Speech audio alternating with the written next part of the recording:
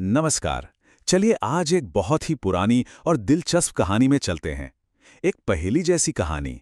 ये कहानी है एक ऐसे असुर राजा की जिसे एक ऐसा वरदान मिला कि वो कह सकते हैं लगभग अजेय हो गया था। तो सवाल ये उठता है कि ऐसे किसी को कैसे हराया जाए जिसे मारना लगभग नामुमकिन हो। है ना कमाल की पहेली। और जानते हैं ये कहानी इस पहेली का एक ऐसा जबरदस्त और चालाकी भरा हल बताती है कि सब हैरान रह जाते हैं। तो कहानी का विलन कौन है? ये है असुरों का राजा हिरण्यकशिपु। उसकी बस एक ही जिद थी, अमर होना, सबसे ज्यादा ताकतवर बनना। और इसके लिए उसने जो रास्ता अपनाया वो भी कोई मामूली नहीं था।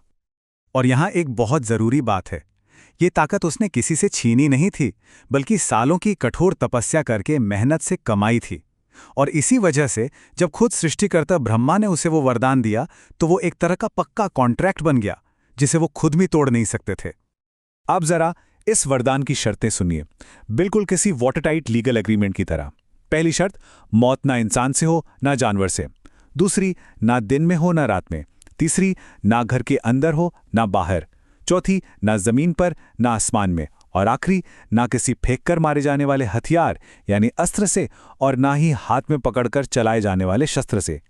सोचिए, इन शर्तों ने तो उसे जैसे हर तरफ से सेफ कर दिया था, एक तरह से अजेया। हिरण्यकशिपु को अब लगने लगा कि उसे तो कोई छू भी नहीं सकता।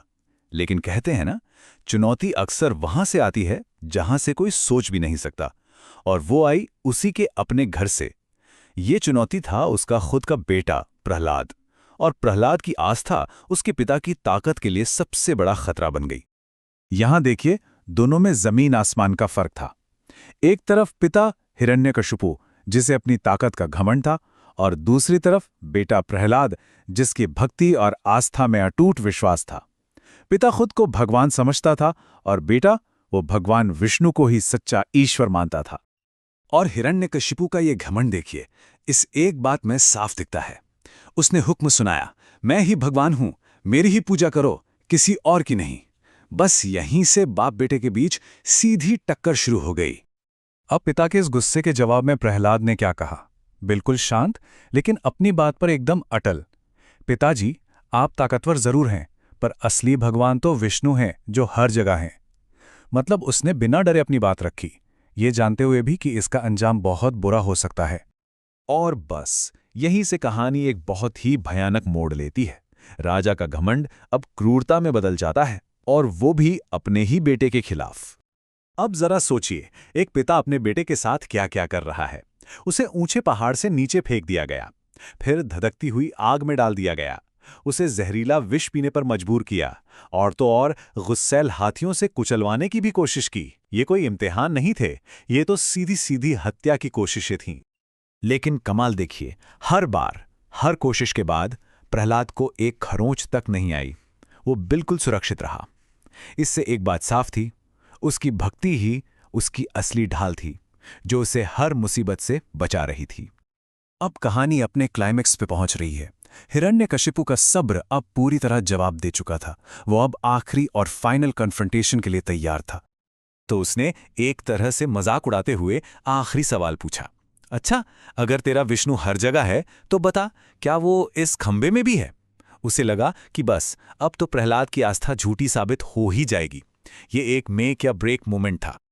और प्रहलाद का जवाब बिल्कुल सीधा, सरल और आत्मविश्वास से भरा हुआ। हाँ पिताजी, वो तो हर जगह हैं। बस इसी एक जवाब ने हिरण्यकशिपु के गुस्से की आग में घी डालने का काम किया। और फिर वो हुआ जिसकी किसी ने दूर दूर तक कल्पना नहीं की थी। जैसे ही राजा ने गुस्से में आकर उस खंभे पर अपनी गदा से वार किया, वो खंभा एक जोरदार आवाज के साथ बीच से फट गया। और उस खंभे के अंदर से जो निकला वो ना तो कोई इंसान था, ना ही कोई जानवर। वो थे भगवान विष्णु के नरसिंह अवतार, आधा शरीर इंसान का और आधा शेर का। एक ऐसा रूप जो मानो खास तौर पर हिरण्यकशिपु के वरदान की काट के लिए ही बना था। तो चलिए अब उस पहेली को सुलझाते हैं। आखिर उस अजय वरदान को कैसे तोड़ा गया? इसका जो हल निकला ना, वो वाकई बहुत ही जबरदस्त और चालाकी भरा था। यहां देखिए कैसे हर एक शर्त को पूरा किया गया। पहली शर्त थी, ना इंसान ना जानवर। तो नरसिंह का रूप था आधा इंसान आधा शेर। दूसरी शर्त, ना दिन ना रात। तो समय चुना गया गोधुली बेला का यानी शाम का, यानी ना दिन होता है ना रात। तीसरी शर्त, ना अंदर ना बाहर। तो जगह थी दरवाजे की चौखट। चौथी, न जमीन पर न आसमान में। तो नरसिंह ने उसे अपनी गोद में लिटा लिया। और आखिरी शर्त, न अस्त्र से न शस्त्र से। तो उन्होंने अपने तेज नाखूनों का इस्तेमाल किया, जो कोई हथियार नहीं है। मतलब हर नियम का पालन भी हुआ और काम भी हो गया। क्या कमाल का तरीका था। तो इस कहानी का अंत सिर्फ एक असुर के मारे जाने पर नहीं होता। ये कहानी है भक्ति और धर्म की जीत की, और एक बिगड़ी हुई व्यवस्था के ठीक होने की। एक और दिलचस्प बात, हिरण्यकशिपु को मारने के बाद भी नरसिंह का गुस्सा शांत नहीं हो रहा था। लेकिन जैसे ही उनकी नजर अपने भक्त प्रहलाद पर पड़ी, उनका वो भयानक क्रोध प्यार और करुणा में बदल गया। ये दिखाता है कि सच्ची भक्ति में बड़े से बड़े गुस्से को भी शांत करने की ताकत होती है। और जाते जाते भगवान ने प्रहलाद को एक ऐसा वचन दिया जो आज भी इस कहानी का सबसे बड़ा संदेश है। जहां भी भक्ति, सच्चाई और विश्वास होगा, वहां मैं खुद मौजूद रहूंगा। ये एक भरोसा है कि आस्था और सच को हमेशा ऊपर वाले का साथ मिलता है।